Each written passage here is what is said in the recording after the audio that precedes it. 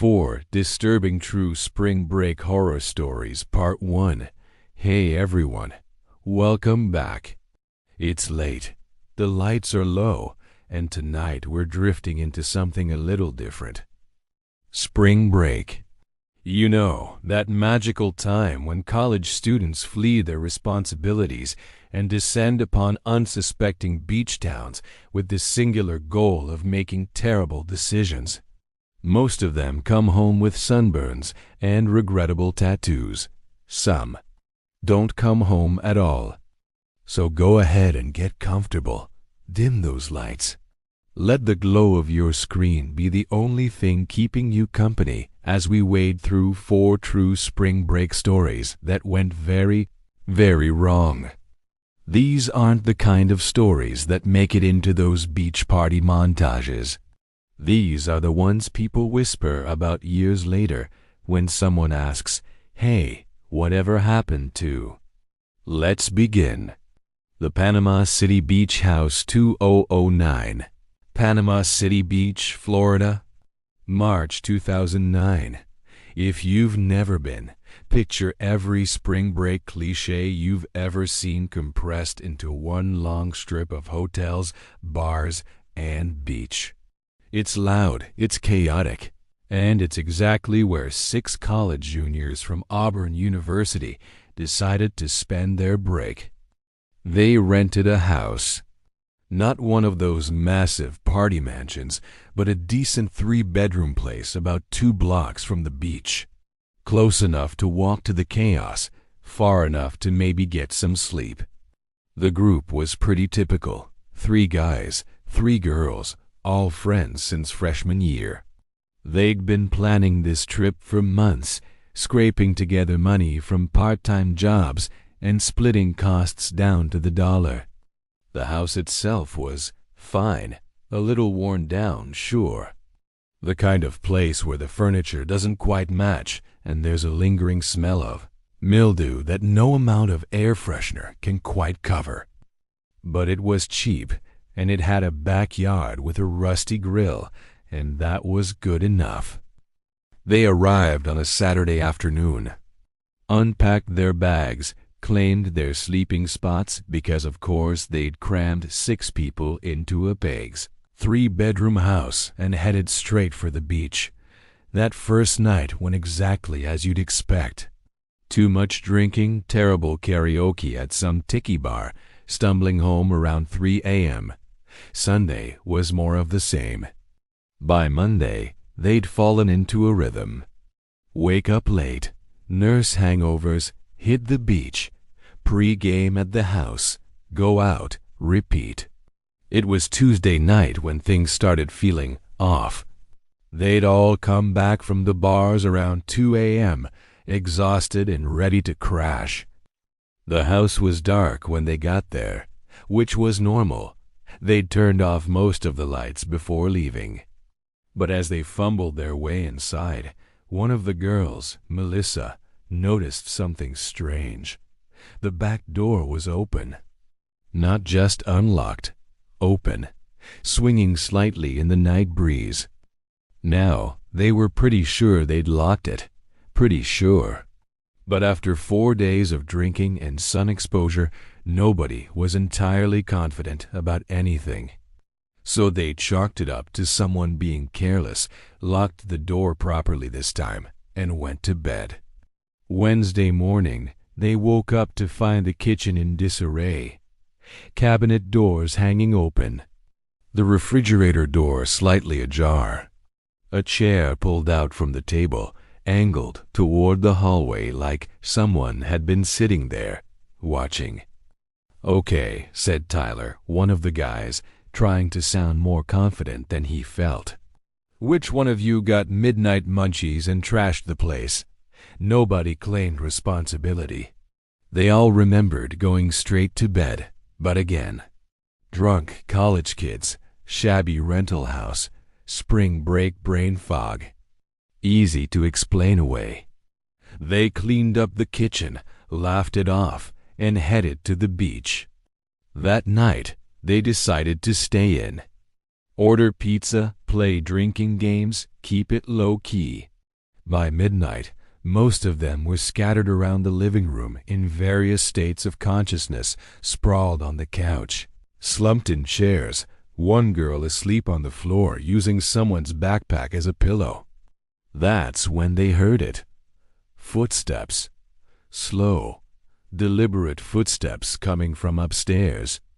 Everyone froze. Tyler, who'd been in the middle of some story about his ex-girlfriend, stopped mid-sentence. They all looked at each other, doing that silent head count thing. 1, 2, 3, 4, 5, 6. Everyone was accounted for. Everyone was downstairs, so who the hell was walking around upstairs? Probably just the house settling, offered Jake, though his voice betrayed his uncertainty. Old houses make noise, but these weren't creaking floorboards. These were footsteps, distinct, human, moving from one bedroom to the next, pausing, then continuing. Tyler, trying to prove he wasn't scared, or maybe trying to convince himself, grabbed a baseball bat they'd found in the garage and headed upstairs. 2 of the other guys followed, because there's safety in numbers, and also because nobody wanted to be the one who stayed behind and got murdered first. They checked every room, every closet. Under every bed, nothing.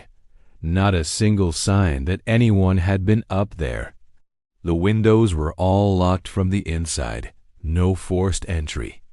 No intruders. "See?" Tyler said, a little too loudly. "Nothing. Probably just, I don't know, water pipes or something."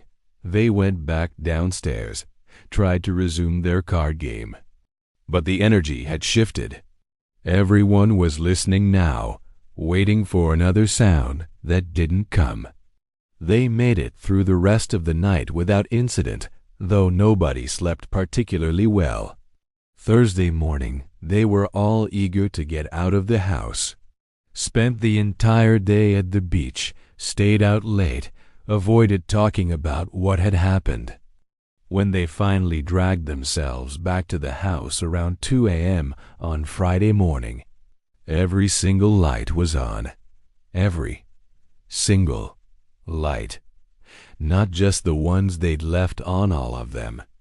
Bedroom lights, bathroom lights, the porch light, even the light in the tiny laundry closet.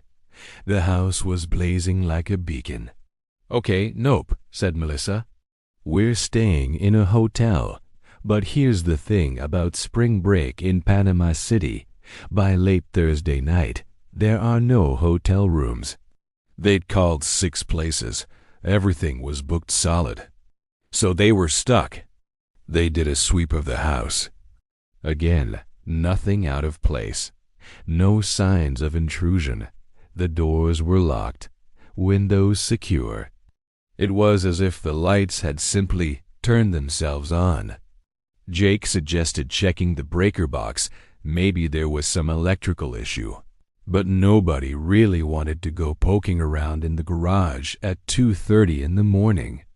So they turned off most of the lights, left a few on for comfort, and tried to get some sleep. Nobody wanted to sleep alone, so they all crammed into the living room.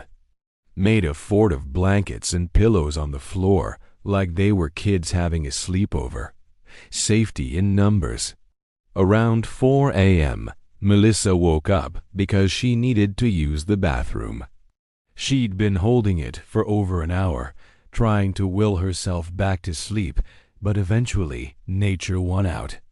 She carefully stepped over her sleeping friends and made her way down the dark hallway toward the bathroom. The bathroom light was off. She was certain they'd left it on. Certain. But fine, whatever. She flipped the switch, and in that brief moment before the light came on, she saw something in the mirror. A figure, standing in the bathtub behind the shower curtain. The light flickered on, and the shower curtain was pulled back. The tub was empty. Nobody there. Melissa didn't use the bathroom. She turned around, walked very calmly back to the living room, and didn't say a word. Just laid back down and stared at the ceiling until sunrise. They left Saturday morning, a day early, cut their spring break short, forfeited the last day's rental fee, and drove straight back to Auburn. They didn't talk about it during the drive. Didn't talk about it for weeks afterward. It was only later, when they'd all gone home for summer break and were safely separated by hundreds of miles, that they started comparing notes over text. That's when Melissa finally admitted what she'd seen in the bathroom. That's when Tyler confessed that he'd actually heard whispers coming from the walls on that last night, but had convinced himself he was imagining it. That's when they all acknowledged that something had been deeply, fundamentally wrong with that house. They looked up the address later, tried to find some history, some explanation. The house had been a rental property for years. Nothing remarkable. No murders, no deaths, no tragic backstory to point to. Just a shabby beach house 2 blocks from the ocean where something that shouldn't have been there was. The Cabo Cave Dive, 2013, Cabo San Lucas, Mexico. March 2013. Spring break destination for people with slightly bigger budgets and a taste for adventure. Crystal blue water, luxury resorts, and if you're the adventurous type, cave diving. 4 friends from UC San Diego decided they wanted to do something different, something memorable. They'd all grown up in Southern California, spent every summer at the beach, and were decent swimmers. So when their hotel concierge mentioned a local company that offered guided cave diving experiences, they thought, why not? The company was small. Not one of those big tourist operations with glossy brochures and insurance up the wazoo. More of a local outfit run by a guy named Luis who'd been diving these caves since he was a teenager. He knew every tunnel, every chamber, every place where the light filtered down through cracks in the rock and made the water glow like liquid sapphire. The 4 friends, Marcus, Devin, Stephanie, and Lauren, signed up for an afternoon dive. Louise explained the basics. They'd be exploring a series of connected underwater caves about half a mile from the coast. Nothing too deep, nothing too technical. Perfect for beginners with some swimming experience. The caves, Louise told them in careful English, they are beautiful. But you must respect them. Stay close to me. Never, never swim ahead. The tunnels, they can confuse you. Even for me, after so many years, I still use the guide rope. They suited up, wetsuits, tanks, masks, the works. Luis quadruple-checked everyone's equipment, gave them a quick refresher on hand signals, and led them into the water. The entrance to the cave system was about 20 feet down. A dark opening in the rocky seabed, unremarkable from above, but opening into another world once you slipped inside. Louise went first, clicking on his dive light. The others followed, swimming in a line, hands occasionally touching the guide rope that ran along the cave wall. And he was right, it was beautiful. The caves had been carved out over millennia by water and time, creating smooth passages that twisted and turned through the rock. Schools of small fish darted through shafts of sunlight that penetrated from above. In some chambers, the ceiling was low enough to touch. In others, it soared up into darkness. They'd been diving for maybe 20 minutes when Louise led them into a larger chamber. This one was special, he'd told them. A big open space where you could surface, tread water, and look up at the cave ceiling covered in stalactites. They surfaced one by one, pulling their regulators out to marvel at the natural cathedral around them. Their voices echoed strangely in the enclosed space. "This is incredible," Stephanie breathed. Louise smiled. "Yes, this is my favorite spot. We rest here for a moment, then continue." That's when Devin noticed something odd. On the far side of the chamber, maybe 30 feet away, there was another passage. But this one wasn't on Luce's map. He'd glanced at it earlier, noticed the routes Louise had marked out. "Hey," Devin said, pointing. "What's down there?" Louise followed his gaze and his smile faded. "Nowhere." "That tunnel. We don't go there." "Why not?" Louise hesitated. "It's not safe. The path is too narrow. Easy to get lost." Devin, because he was 20 years old and convinced of his own invincibility, laughed. "Come on, man. It's right there. Let's just check it out real quick." "No." Luce's voice was firm now. "We stay together. We follow the marked route. This is the rule." But Devin was already swimming toward the other passage. "I'll just peek inside." 2 seconds. "Devin, no!" Marcus called out, but Devin had already ducked under the water and was swimming into the unmarked tunnel. Louise swore in Spanish and dove after him. The others exchanged panicked looks and followed. The tunnel Devin had entered was narrower than the main passages. The walls pressed in close, and the guide rope was absent. Devin's light bobbed ahead of them, already 15, 20 feet into the passage. Louise caught up to him, grabbed his ankle. Devin turned, grinning behind his mask, clearly thinking this was all a fun adventure. That's when the current hit. It came out of nowhere, a sudden powerful surge of water rushing through the narrow tunnel. Devin was ripped from Luce's grasp and pulled deeper into the passage. His light spun wildly as he tumbled through the water, smacking against the rocky walls. Louise swam after him, powerful strokes fighting against the current. The others followed, their own lights creating a chaotic strobe effect in the churning water. The tunnel twisted sharply to the right, then dropped. Devin's light disappeared around the bend. They could hear him or maybe just feel him ahead of them, but the current was too strong. They were being pulled along whether they wanted to be or not. And then, just as suddenly as it had started, the current stopped. They found themselves in another chamber, smaller than the first.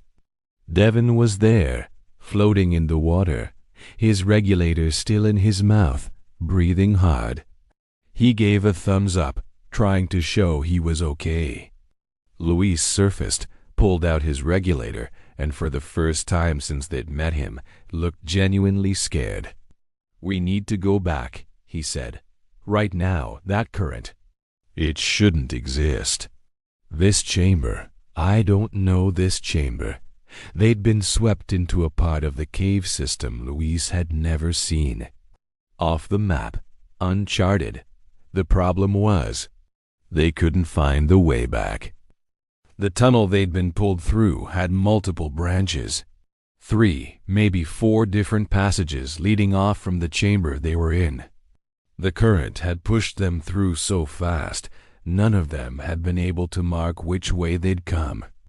Louise tried each tunnel, swimming a short distance into each one, trying to feel for a current or recognize some rock formation. But they all looked the same, dark, narrow, ominous. They checked their air. Everyone was under halfway. They'd been diving for about 40 minutes, which meant they had maybe 20, 30 minutes of air left. Enough time to find their way out, probably. Louise made a decision. He chose the tunnel that felt most familiar, told everyone to stay close, and started swimming. They followed the passage for 5 minutes before it dead-ended in a wall of solid rock. Back to the chamber. Luis tried another tunnel. This one went on longer, twisting through the rock before it became too narrow to continue. They had to back out carefully, trying not to kick up sediment and reduce visibility even further. Air check. 20 minutes left. Third tunnel. This one seemed promising at first. It was wider, with a sandy bottom and more fish than they'd seen elsewhere. But after following it for several minutes, it opened into a chamber so vast their lights couldn't find the far wall. And there were dozens of passages leading out of it. Dozens. They couldn't explore them all. Didn't have the air to try. Back to the smaller chamber. Luis was trying to stay calm, to keep everyone from panicking, but his hands were shaking now. "Okay," he said. "Okay, we try one more. If this doesn't work, we conserve air. We wait. Someone will come looking." But they all knew that was a lie. Nobody knew where they were. The original dive was supposed to be a simple there-and-back route. They'd gone off course. If Luis didn't know where they were, how would anyone else?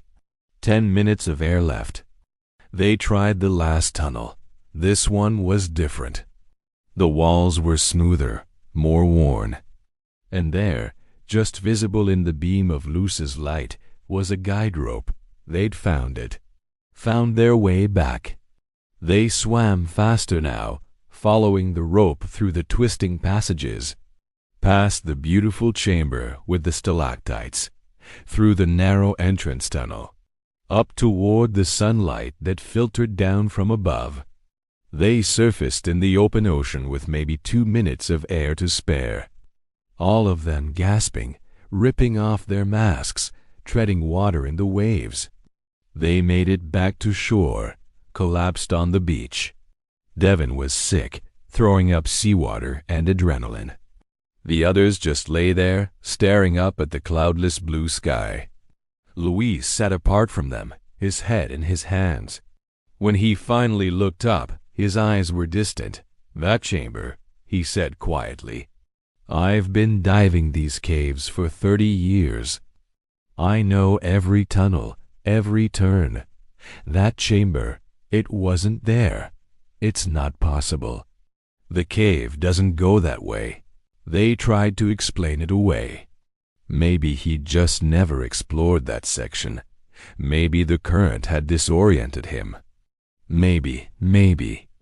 But when they went back to the dive shop and Luis pulled out his map's detailed charts, he'd drawn himself over decades of diving. The area where they'd gotten lost was marked as solid rock. No chambers, no passages, just rock. They didn't go diving again that trip. Spent the rest of their spring break at the resort pool, drinking heavily, trying not to think about those dark tunnels and that impossible chamber. Devin still has nightmares sometimes. Dreams about swimming through endless passages, his air running out, trying to find a way back to the surface that doesn't exist. The others don't talk about it much. But every now and then, when someone suggests going to Sabio, they all suddenly remember they have other plans.